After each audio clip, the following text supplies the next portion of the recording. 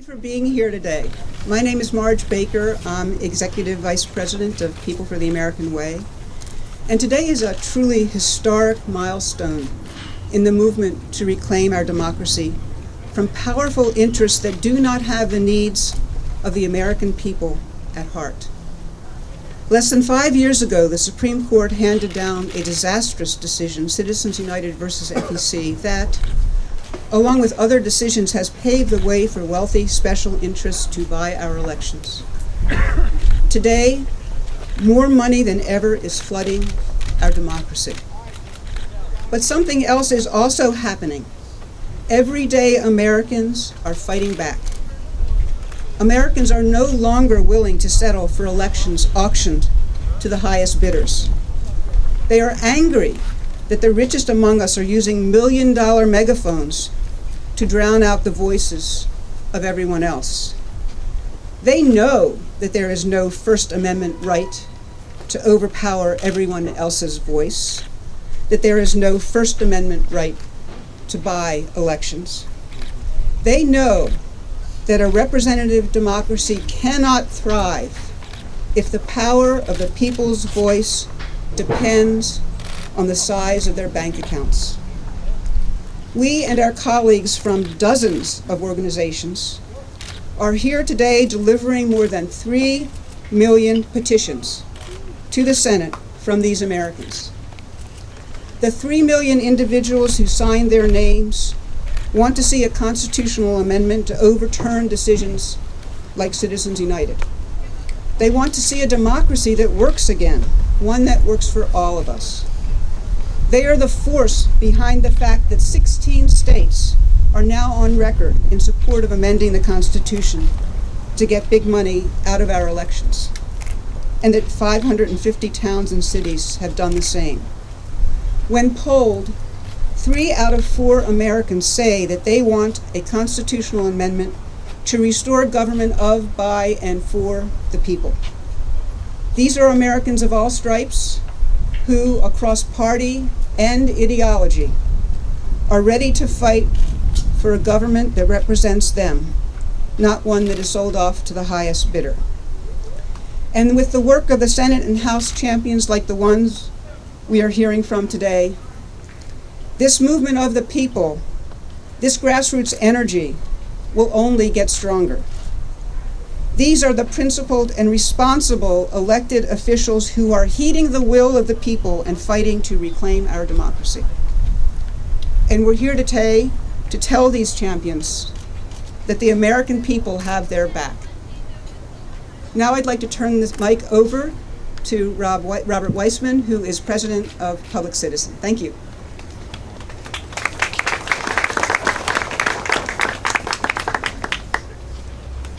The promise of American democracy is now colliding with the ever more real reality of an American emerging plutocracy.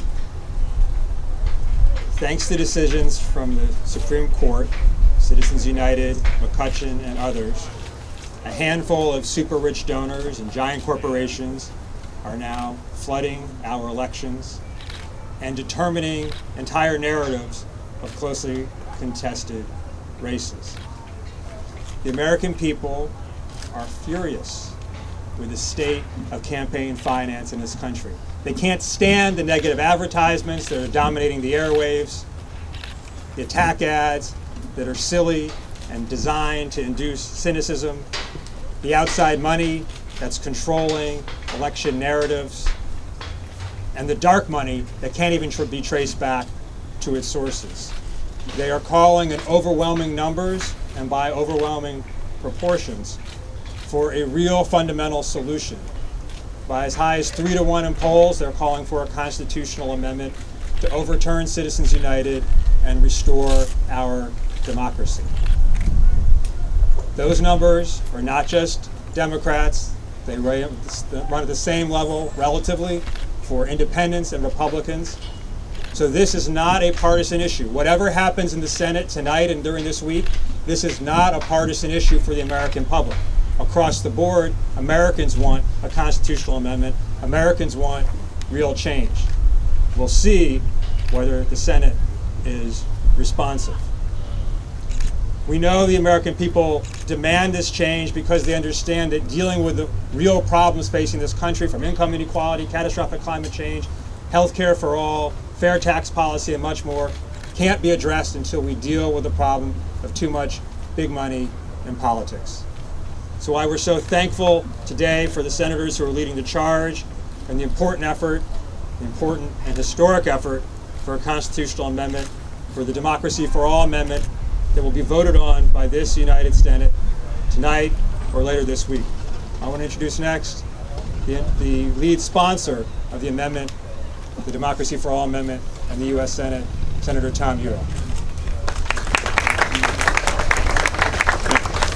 Right, Rob and Marge, thank you very much, and I can't tell you how proud I am to be here with senators and congressmen that have stood up and stood by the American people. We are here today to overturn Citizens United. And these folks behind us, you can yell a little bit. We feel your enthusiasm. We love it that you're grassroots and we're here. We're here to say as strongly and forcefully as we can, corporations are not people. And we are here to take back our democracy from billionaires who exercise undue influence, from the special interests, and from large corporations. Our elections are not auctions up to the highest bidder.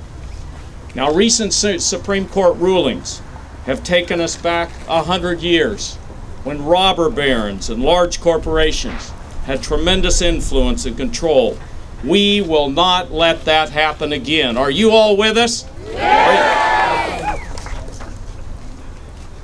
One of our great founders, a gentleman by the name of James Madison, said, "Do not amend the Constitution unless you have extraordinary circumstances."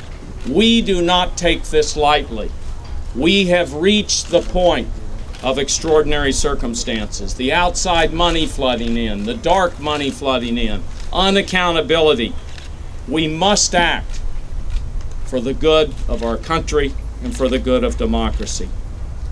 And I want to thank all of the people that are here today, and in particular 4 groups who have led this effort and been out in front on the grassroots: Public Citizen, Common Cause, People for the American Way, and Communication Workers of America. And there are a number of other groups. I can't name them all. I'd go on forever.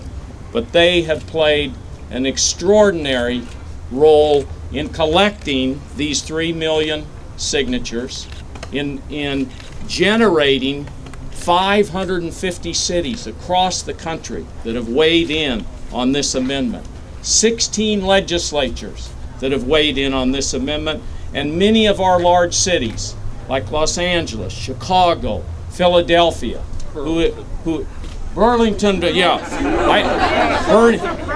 Bernie, I didn't know that Burlington was a large metropolis, but we love Burlington. We love Burlington, and all of these cities, large and small, that have weighed in, usually in margins of about 3-4 to 1, saying, give the people back their democracy. Thank you, and next on the list we have Senator Bernie Sanders.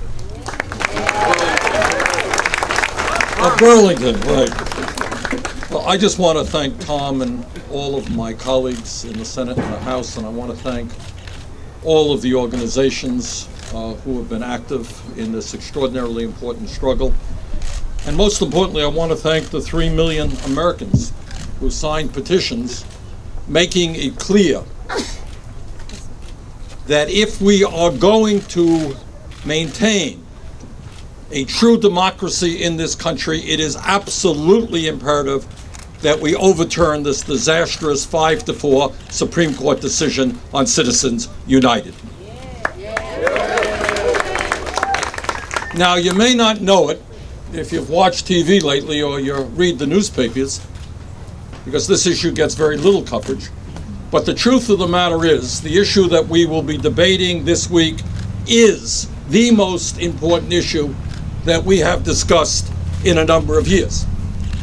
And it is extremely important because the results of this debate will in fact determine whether or not we retain a middle class in this country, whether or not we retain a strong democracy in this country, or whether we move toward an oligarchic form of society where the billionaire class not only controls the economy, but controls the political life of this country. There are, for most Americans, what you get at the ballot box is one vote. For the Koch brothers, you get one vote plus the ability to spend hundreds of millions of dollars to elect candidates who represent the rich and the powerful. And as Rob pointed out a moment ago, if people think this is some kind of esoteric issue, not related to jobs and the economy and wages and women's rights and income and wealth inequality and health care and global warming, you are deadly wrong. Now, what hasn't been discussed very much is why do people like the Koch brothers spend hundreds of millions of dollars? Why have they put some 44,000 ads on radio and television in this campaign alone? And if you understand what they stand for, and that is to end, do away with Social Security, do away with Medicare, do away with Medicaid, do away with the concept of the minimum wage, do away with the Environmental Protection Agency. That is the struggle that we are waging.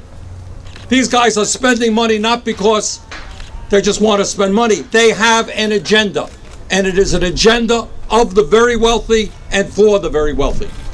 So this is an issue that we need to bring all people together, progressives, moderates, conservatives, because there are very few people that I know who believe that democracy has anything to do with the right of billionaires to buy elections. Thank you.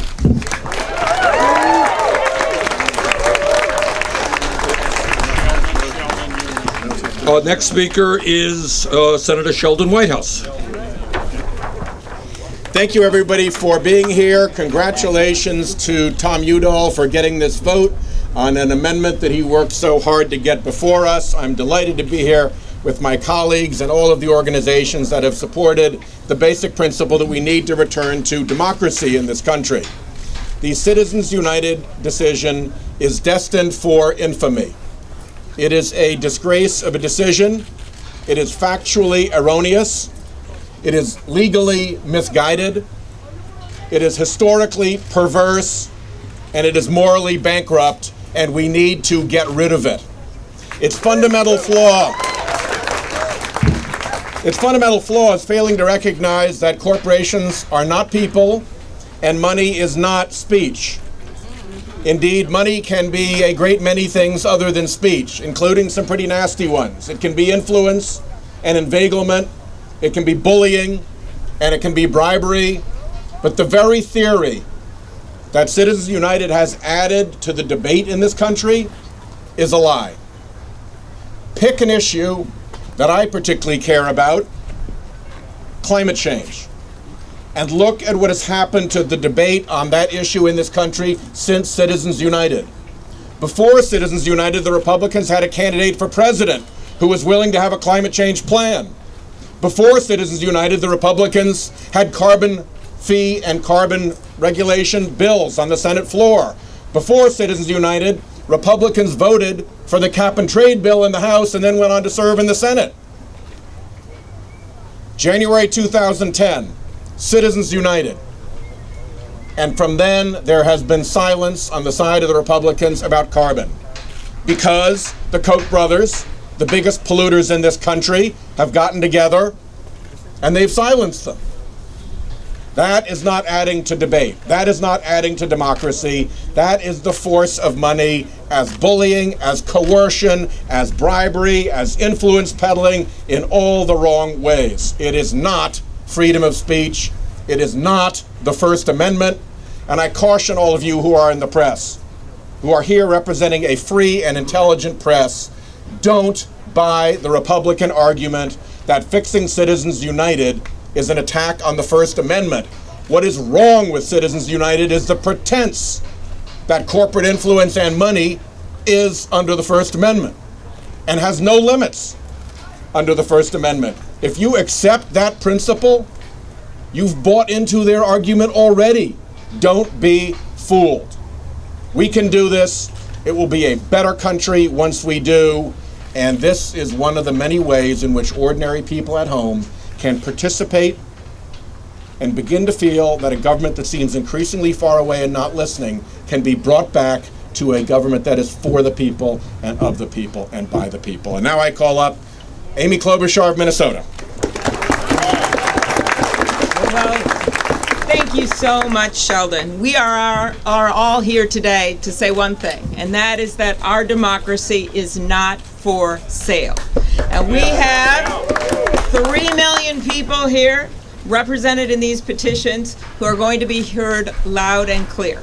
Because sometimes this Congress forgets what the people really care about. And just like this wind is coming in, there's a wind of change and people are getting really angry. And so whether it is blue skies or gray, rain or shine, in Minnesota we always work in the weather right now, we are going to fight for this amendment. I thought that I would spend a little time. Sheldon debunked the First Amendment argument, but there's this argument out there that this is just too big of a lift to amend the Constitution. That's just not something you would do. Well, look at what we've done in the past. There have been times in our history when Congress needed to act to restore the constitutional rights of the American people, and we have acted. When the Supreme Court ruled that women didn't have the right to vote, we responded with the 19th Amendment. When the Supreme Court ruled in Dred Scott that some people didn't enjoy the same rights as others because of the color of their skin, we responded with the 13th and the 14th and the 15th Amendment. And in the wake of the Supreme Court's recent decisions about money and politics, we've reached another moment that demands action. And that is why we must get this amendment through to overturn Citizens United. Yes. That's one debunking. The second one is that this is somehow all about Democrats. This rule will apply if it's Democrats or Republicans. And when you go look at the past, the McCain-Feingold rules, you look at other legislation that has passed in this country, this has always been a bipartisan effort. And for the citizens out there, it is not as much a partisan effort. They don't want to see these ads. They don't want to see this outside money.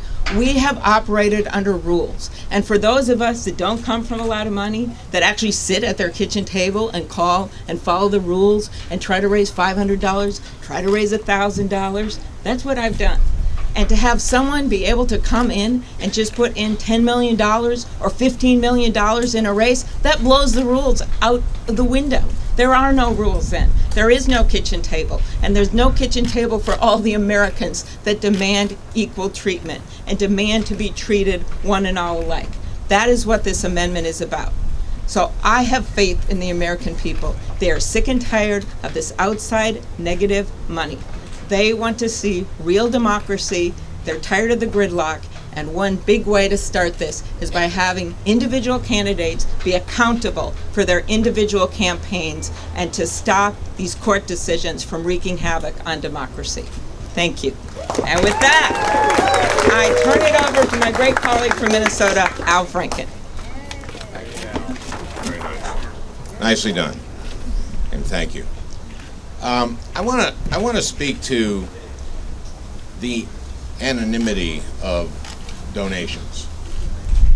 I was during the 2012 cycle. I was listening to. I was driving my car, listening to C-SPAN radio. That's how sad my life has become.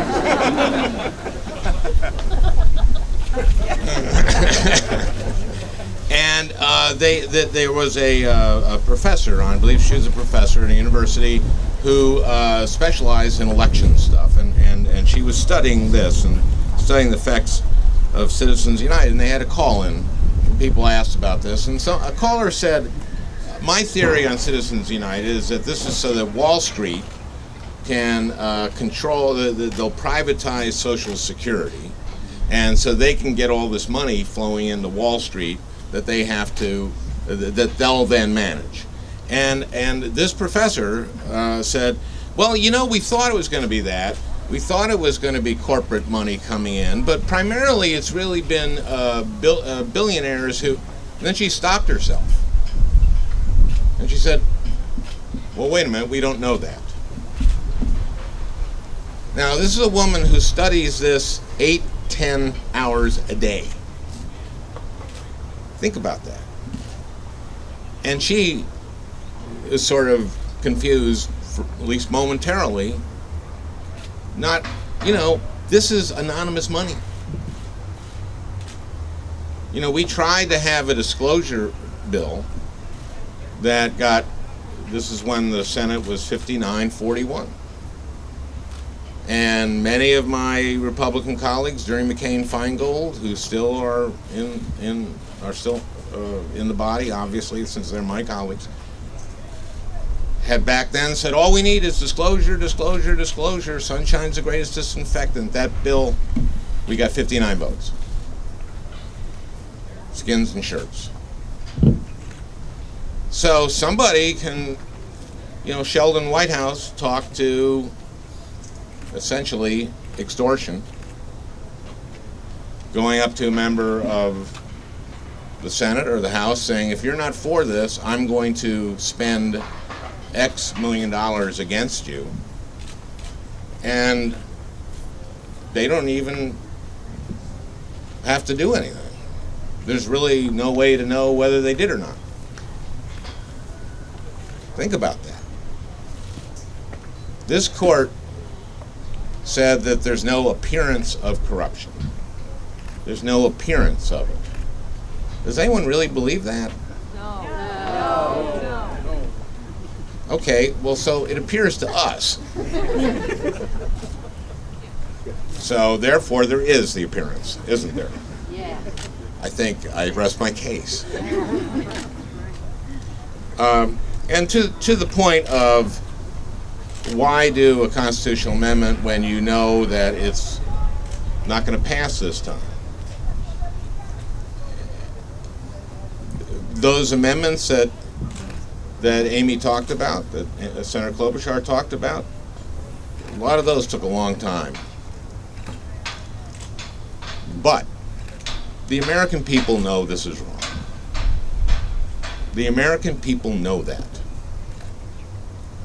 They know that since Citizens United, that these negative, poisonous, untruthful ads have just proliferated. And they know this is wrong. So, maybe not this Congress, but we're here for the long haul, and hopefully soon. Thank you. And Representative Ted Deutch from Florida. Thanks. Thank you. Thanks very much. I'm Ted Deutch. I'm thrilled to be here representing over 110 members of the House who have joined me, my colleague Jim McGovern, and Don Edwards on the companion resolution to Senator Udall's Democracy for All Amendment. I want to thank Senator Udall for his leadership in the fight to amend our Constitution to restore America's faith in our democracy. I want to thank Marge and Rob and your organizations and all of the organizations that have been so instrumental in getting us to this day. Senator Sanders, whom I've had the honor of collaborating with on these issues for a long time, is deserving of great thanks. And to the Minnesota Senate delegation, thank you for your incredible leadership. I just want to make a point, and it's very simple. There are 3 million people represented in these boxes. They don't have a super PAC advocating for them. They don't make dark money contributions. I would suggest most of them don't know what dark money contributions are. The fact is that the 3 million people in these boxes, represented in these boxes, whose signatures are here, feel that their voice is not heard often enough in this town. They have hopes for a Congress that can function well, that can deliver on the sorts of things that will make a difference in their lives, yet they see an agenda that is too often set by a handful of billionaires and corporations whose decisions are made and whose agenda is set on behalf of those special interests rather than the interests of these 3 million people and the broader American public. That's what today is about in the Senate. That's why I'm so proud with Congressman McGovern and my colleagues to be pushing so hard in the House. It's about time that everyone in this country, including these 3 million and the folks behind us, have a voice that matters and an agenda that responds to their needs and the needs of all Americans. I am so grateful for the leadership of Senator Udall and for all of my colleagues in the Senate, and I'm so thrilled to be here today. Thanks very much, and I'll turn it over to my friend, Congressman Jim McGovern. Well, the good news is I'm it, and right before it starts raining out. Let me begin by thanking my friend Tom Udall, my Senate colleagues, Ted Deutch, Donna Edwards, for their advocacy of this issue. I want to thank all the people behind us, all the citizens groups across the country that have kind of led grassroots efforts to try to clean up our political system. It is inspiring to me that so many people have weighed in on this issue. And let me just make a couple of points. You know, and I want to say this to my friends in the press. Sometimes when you guys report on the dysfunction of Congress, it makes it appear that it's kind of equally divided. Well, the fact of the matter is, on this issue, on an issue about getting big money out of our political system, the Senate is moving. They are doing what a democracy is supposed to do. They are moving legislation forward. There will be a debate. There will be a vote. Now, in the House of Representatives, where I come from, I can't remember the last time we saw democracy. The fact of the matter is that the Speaker of the House doesn't want to schedule this, not only for an independent vote, we can't even get this up as an amendment to a bill because they don't want to talk about this issue. I mean, something has to change here. And the reason why we have to go the constitutional amendment route is very simple. We have a Supreme Court that made some dumb decisions, decisions that I wish they didn't make, but they made them. Now, one of two things can happen. They can either reconvene and reverse their decisions, save us all a lot of work and energy, or we have to amend the Constitution and let the people of this country decide whether big money is going to rule the day. Let me just say finally, as one who is sick and tired of showing up at work every day to watch the Republican majority in the House stick it to poor people, cutting food stamps, cutting housing allowances, cutting education, student loans, you name it. Anything to help people who are struggling in this country, they go after. At the same time, they protect tax subsidies for big oil companies, they tax breaks for big corporations. Corporations are getting richer and richer and richer and richer, and it doesn't make any sense. And people back home, not just Democrats, but independents and Republicans ask all the time, why? Why is this going on? And the answer is very simple, because money is calling the shots. If you want to get money out of politics, if you want to make Congress more accountable to the people, if you want to go back to understanding what the preamble of the Constitution means, we the people, then we need to support what Senator Udall and our Senate colleagues are doing and demand that we bring this vote up in the House of Representatives. Thank you.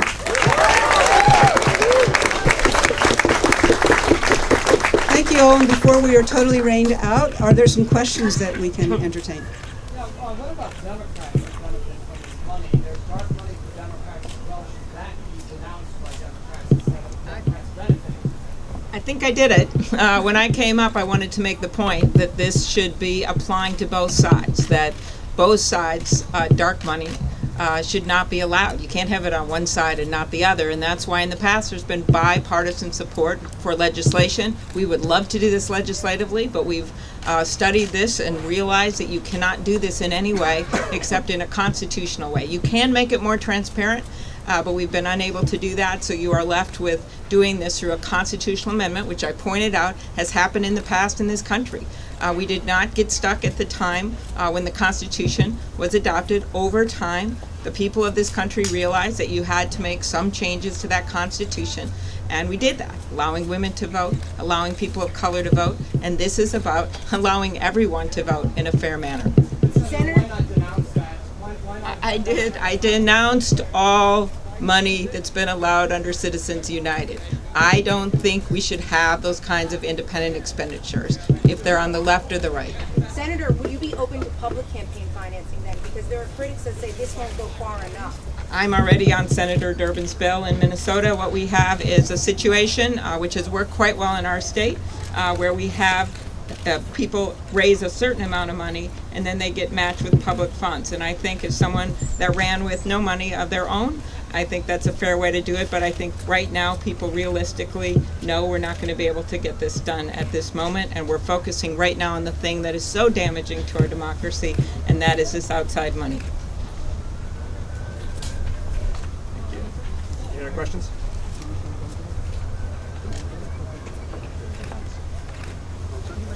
Good. Thank you very much for joining us. And,